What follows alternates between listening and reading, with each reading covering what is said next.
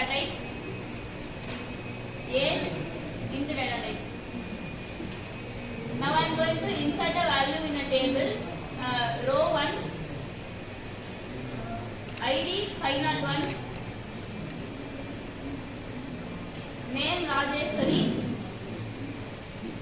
salary 30,000, age 22. Row 2, ID 502, name Sama Vaishnavi, salary 40,000, age 20. Thank you. Now I call it select command.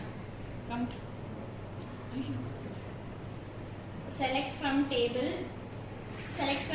employee, and now table name is employee, and now table 1 is selected.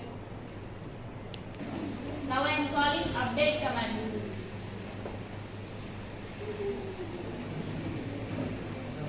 Update command. My syntax is update enable names.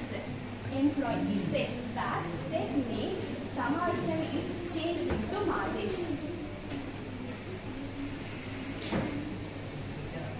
The name Samashnavi is changed into Madesh. Thank you. Now I am calling delete command. Delete start from table name, and the table name was employee. Now table is deleted.